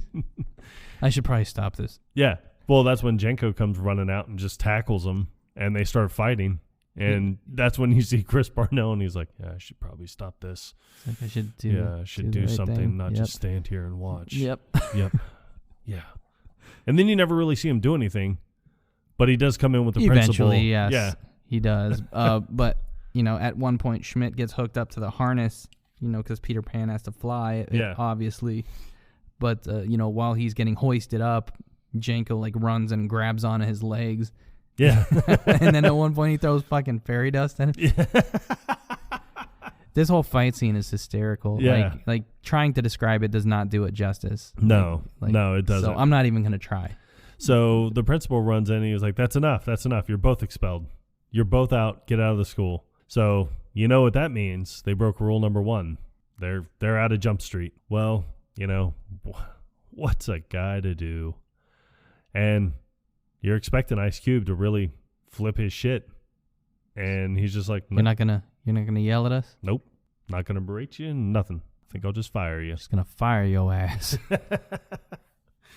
So then you have the divide with the brothers because now they're not brothers anymore. So never were. Nope. But you have Jenko moving out. And he seems genuinely upset about it. And he even tells him, he was like, "Oh, well, what's really funny is at one point I really thought we were brothers." It's like, yeah, but we're not. Nope. Try again. So, but they do realize we still have to take down these drugs. So they go kind of rogue on the police work, and they're going to prom. Even though they're still mad at each other. Yep. But before they can go to prom, they have to do chores. They're getting... "Mom, we don't have time for chores." "You're living under this house. You have time for chores." So they have to cut the grass. They have to take the trash out. Mow the lawn. They're doing all this chore stuff. In tuxedos. Yep. And then finally, it's time to get ready. So as they're getting ready. They're getting strapped up. Yep. And I don't mean with backpacks this time. Nope. So Jenko's having problems with his bow tie. Schmidt's like, it'll go faster if I just help. Yeah. But Schmidt has a shotgun. It's hanging way too low. Yeah. And he's like, "Your shotgun's hanging too low. People will see it." So he has to disconnect it. So, they go to prom. And they go with the nerd guys and the hookers from the opening scene. And as they get out of the limo, there are doves flying because doves make you look like a badass. As previously stated by Janko to the nerds. So they go in, and easily one of my favorite scenes because as Janko's just leaning up against the table, Ellie Kemper's character comes over, and she's like, "You shouldn't be here, Brad. This is so wrong. It's so right." It's like, "You didn't have to come here just for me." Yeah. And then just the way she goes back and forth real fast. It's like, "Get out of here. Stay." Yeah. He's like, "What? You can't do this. Just don't ever leave me." "Get out of me. You're sick. I love you." Slaps him in the face. So Eric has to bring his boys up to meet the supplier because, it's time. They have to go. So they go up to the penthouse. Well, Molly's pissed at Schmidt for ruining the play, but she had taken the shit. Yeah, she's on HFS right now. And Schmidt sees her dancing on the dance floor. Yeah, she's clearly high. Yeah. And "I'm mad at you," but she's all happy. And in all honesty, he should have just left her alone until after everything was done. He should have. Never would have put her in danger. No. Entirely his fault. 100%. Yep. No one's arguing with you. Horrible police work. Yes, horrible this police work. But yeah. So he tells her, he's like, "No." He's like, "Look, I'm a cop." It's like, "I'm undercover. I'm trying to break this drug ring." and everything. Like, he's telling her all this stuff that he shouldn't be telling her. Like, yeah, my name's not Doug. Yeah. It's Schmidt. Yeah. It's like, I'm a cop. She's like, what? Huh? And right now she's going through, like, the gigs, kind of. Like, even though she's not laughing hysterically, but she's in that either gigs or, like, tripping major ball sack area. So then, you know. This is when Eric comes in and he steals them away and he, like, yeah. He doesn't know that they're cops. No. But he pulls 2 guns out while they're in this back alley. And he's like, they think that he's pulling them on them. Yeah. He's like, no, I need to see. They're like, you ever fire these before? And they're like, no, never. We've never fired them. So they got like a pickup truck that's like got a bunch of glass bottles and cans and shit in the back that they can use for target practice. And they nail every single one of them. They didn't miss at all. And then they even say, they're like, it's just beginner's luck. So they go up to meet the supplier, and when they go up there, it's the coach. None other than Rob Riggle. Eyebrows himself. Yep. Which is kind of funny because you should have put it all together. Because even when they first take the thing, when he was like, wow, is that Cool Ranch and barbecue sauce? Like, huh. Every time you see Rob Riggle's character, he has a bag of Cool Ranch. He's got a bag of Doritos, yeah. Yep. So they go up.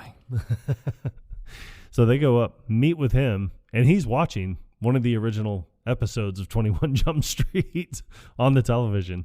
So they meet with him, and the 1%ers are showing up. Well, as soon as they come in, that's when Schmidt and Jenko are like, oh, shit, these guys are there. Like, they're going to recognize us. Like, oh, man. So they're doing their best to keep their backs to them. And he was like, yeah, I don't like all these new people. I don't like everything in here, you know. And then all of a sudden you hear knocking on the door, and that's when the coach is like, that's my quesadilla.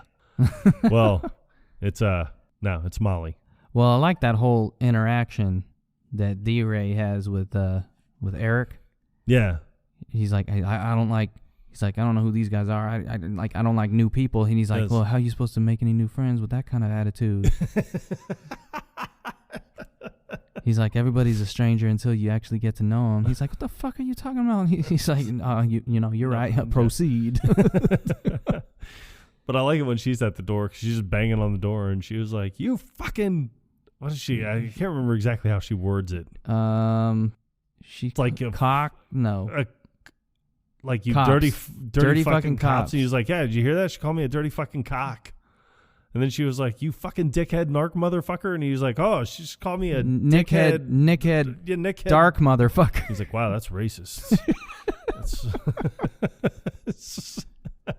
So, but then it shows her, and it's like, now she's at the point where it's like, hell yeah, motherfucker. She's at the hell yeah, motherfucker phase. And then I don't know if she breaks down the door or if she just, like, somebody eventually opens it up. Yeah, no, Eric eventually opens it because he gets hit in the face with a gun and falls, and he squirms over to the door really quick. Which is the only time that you see that he's not wearing socks. Yeah. And they mention this during the commentary. Like, apparently he was dressed like, really nice throughout the entire movie, but nobody ever sees his feet until this one scene. Yeah. And he apparently he doesn't wear socks throughout the entire movie. Nice. But you never see his feet until this one part, and it's for a split second when he gets flipped over the back of the couch. That's funny. Yeah.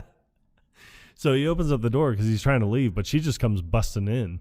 And, the coach is like, well, I have to take a hostage because, that's what you do on TV. They always take a hostage. And that's when D-Ray's or Domingo's even like, what are you doing? He's like, we ain't taking no fucking hostage. This ain't TV. And he's like, I don't know. I've never done this before. He was like, now look, anybody moves. He was like, I'll fucking blow her brains out. And she'll be dead. And she just passes out. And then he's like, she looks dead already. And he's like, wait, no, shit. He's like, oh, no. I hear her breathing. She just passed out from the drugs. Well, what's funny is during this scene, apparently he accidentally grabbed her tit, or he kept grabbing it accidentally, and then so they had to keep doing take after take, and he was super self-conscious about not grabbing her tit again.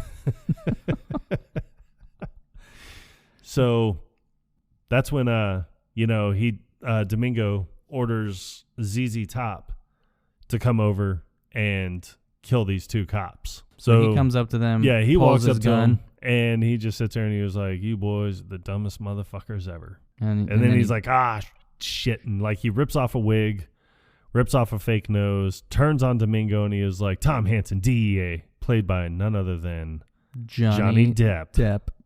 Hashtag we got your six, brother. So so that's when you learn that this whole time ZZ Top, the peanut butter eating hippie, has been Johnny Depp. Johnny Depp this whole time. Yes. And then his partner also takes off all his makeup, and they're both DEA. So they're like, you guys just ruined a 5-year investigation. He's like, I got a tattoo. He's like, we got tattoos on our dicks. And he's like, actually, no, I didn't do that.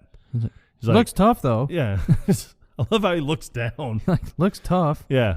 And then Domingo's like, how could you? He's like, you played saxophone at my sister's wedding. He's like, yeah, tough titty. I fucked her too. So they start talking, and they're like, yeah, we're over on Jump Street. And he was like, oh, really? Yeah, we started off on Jump Street. It's like, wow, isn't that weird? And then a gunfight ensues. Yeah. Where Tom Hansen and his partner both get killed. Yeah, you see a bullet go right through. Yeah. Johnny Apparently Depp's it was neck. apparently it was like the one of two stipulations that Johnny Depp had in order to be in this movie. 1, you're going to kill me. And 2, I want peanut butter. In every scene. And he gets his wish. Yep. Well, I mean, it's Johnny Depp. What are you going to do? Be like, no, Yeah. I don't think so. Yeah, you're not going to shit on his bed. Yeah. So the gunfight breaks out. Too soon. And oh, my God. I heard that. Oh, man. So the gunfight breaks out. And, Schmidt is just enamored because Johnny Depp, or Tom Hansen, just starts having a heart-to-heart with his partner. And he's like, sometimes if I treated you horribly, it's because I was just disappointed in myself. It's like, and, I was trying to impress you with all the rings and the bracelets and the necklaces and everything. And he was like, but the only approval I ever needed was My best friend. And then they die. And Schmidt's just enamored with this entire conversation. Like, He's like, it's like ducked down behind the couch. And it's like thousands of rounds going off, and he's just staring at this conversation. you had time to even listen to any of this shit? Can you even hear it over all this gunfire? It's goddamn ridiculous. Yeah. So everybody kind of gets away, and right before they're going out, Jenko kills one bad guy, then kills another bad guy to try and save Schmidt's life, because instead of shooting the bad guy, Schmidt just throws his gun at him. Hits the dude in like the ear. Yeah, which is incredibly stupid. And it's, your only weapon, and you're going to get rid of it. So the guy turns around, and Jenko saves his life by shooting at him. Well, as they're running away, he's like, wow, you just killed that guy. And then Jenko throws up all over Schmidt. Yeah, he's never had to do that before. Yeah. So, but he was just in the heat of the moment. He did what he had to do, but then it caught up with him. So then everyone goes downstairs. Rob Riggle steals a limo, and he's got Eric and Molly in the back, and she's still passed out. So as he's like making all these wild turns, her body's just like sliding back and forth on the leather seat and falling up and down and falling over and sitting back up. Well, and then you get Schmidt and Jenko in another limo. Yeah, and then you got Domingo and Buck in another limo. And so it's the coach, then Domingo, and then Schmidt and Jenko. With that one chick. Yeah, that's passed out in the back of Jenko's and Schmidt's limo. She's not passed out. She's just drunk. Yeah. Because at one point, she sticks her... Well, she stands up, so she's sticking out of the sunroof. Because she wants to do the whoa. She wants to be a woo girl. And she's holding the bottle of liquor that gets shot. Yeah, and then she's mad because it's like, hey, you shot my liquor. Yeah. So he tells her, he's like, Jenko like gets her down. And he's like, no. And so he starts firing out the sunroof, and she's trying to unzip his pants. And he's like, no. He's like, look, you're really crazy hot. I can't believe this. He's like, I would do anything like this any other time. He's like, but right now I'm trying to shoot at people. Okay, like, you're kind of hot and you're really slutty, which is awesome. Yeah. He's like, but I need to focus on you. Wait, you think I'm hot? Well, they have to pull over and let her out because it's too much of a distraction now. Well, he runs out of ammo, but his only option is, science. Science. App chemistry yep. paying app off. chemistry, bitch. So he makes kind of like an improvised bomb. He puts a couple shotgun shells, I think, into a liquor bottle. Yeah, with a battery. With the battery and then some other liquid. Yeah, shakes it up, throws it like football style straight into Domingo's. Perfect spiral. Yes, which is damn near impossible. Clearly CGI. Yeah, unless you're Channing Tatum. I could probably see him doing it. He might be able to pull that off. But lands right through the sunroof, and then the 1%ers, they're just looking at it like, all right, what is this? And then it's funny because it goes back to Schmidt and Jenko, and he's like, I don't know, was this supposed to blow up? And then it blows up, which drives into a propane gas tank area, and then it really blows up. Yeah, so you finally get the explosions that you've been waiting for. Yes. The coach, he wrecks his limo, then gets out, and he's going to have a gun battle. He's still holding Molly. Yes. Yeah. Who is conscious now. Yeah. And Eric's just kind of in the backseat like, it's like, I'm supposed to go to Berkeley. I can't be doing this. You know what they do to handsome guys like me in the prison? It rhymes with grape. It rhymes with grape. So, the coach tells him, he was like, hey, don't move. Don't move, son. Well, he goes to move. And he goes to shoot Schmidt. Well, Jenko jumps in the way and takes 2 or 3 bullets for him. And he's just sitting there laying on the ground. And he's like, wow, you took a bullet for me. And he's like, yeah, and I'm immediately regretting it. Yeah, no, he gets shot once in the shoulder and he's laying on the ground. Oh, that's right, because he's wearing the bulletproof vest. Right. So I think the other 2 hit him in the vest. Right. So, and it's funny, too, because the coach is even like, you heard me say don't move, right? He's like, Molly, you heard this, right? He's like, Eric, back me up. You had one job. And then, Schmidt, it's his time to shine. Yeah. And Jenko's pumping him up. He's like, do it, man. Do it. Think you can do this. You can do this. You got this. And sure enough, as soon as Molly's away and he has a clear shot, boy, he takes it. Well, I think she elbows him in the gut and then runs. Yeah. And then Schmidt he hesitates, but eventually he shoots and blows his dick off. In the dick. Yep. Blows his dick right off. Shot me in the dick. It's like, I shot him in the dick. Who does that? I don't know. So then for the first time in the entire movie, Schmidt goes over and starts reading him his rights. Well, Jenko gets up and goes over and continues to read him his rights. Yep. They're just synchronized Miranda writing. Yep. If that's a thing. Yep. It is now. Then it turns out, he finds out that his dick actually got shot off because it's laying on the side of the road. They're like, oh my God, is that it? And he's like, ah! It's like, they're going to have to sew it back on. Yeah. He's like, come on, pick it up. He's like, no, I'm touching it. He bends down and he picks it up in his teeth. Yeah. But we found out that it's actually a banana. Yeah. And now that you know it's a banana, people, you're never going to be able to unsee that. Every time you see it, it's going to look just like a banana. It's crazy. And now every time I look at a banana, I think it's a dick. Yeah, I know. Weird. It's crazy. I don't like it.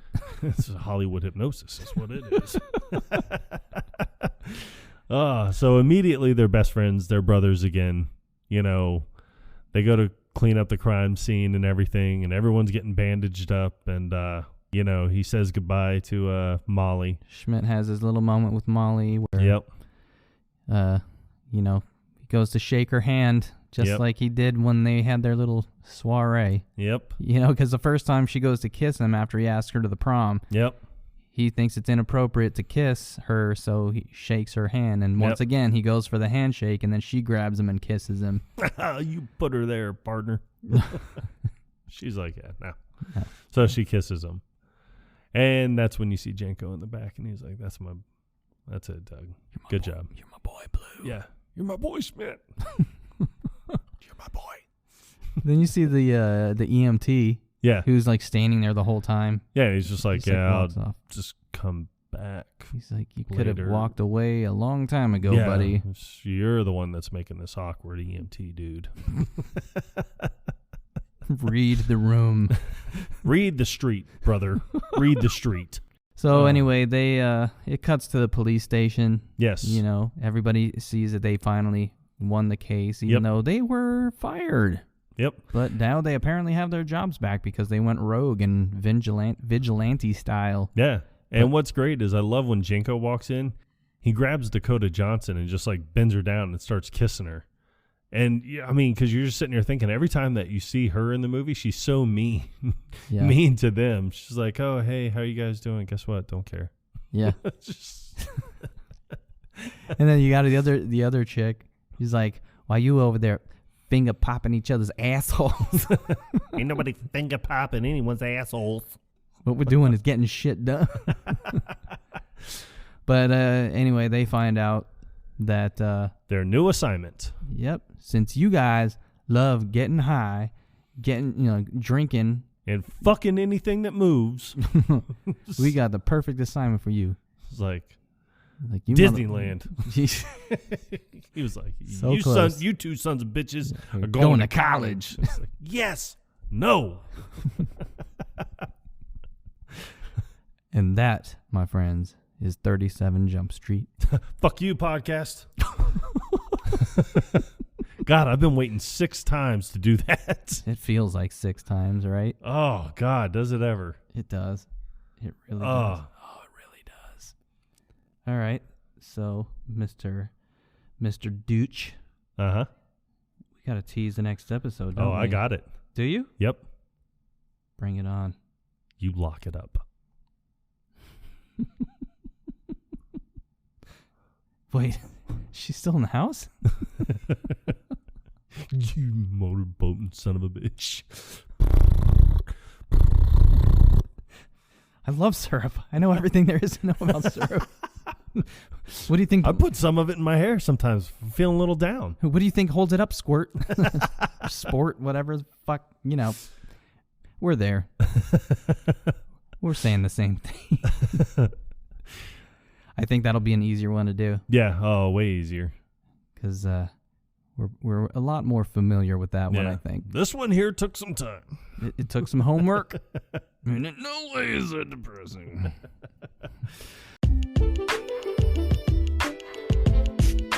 All right, we made it through episode 11. Thank goodness. Well, I hope you enjoyed it. Because I know we did. I faked it. Did we, though? Sometimes I just can't. All right. Until next time, take it easy. Quotable Nation. Out.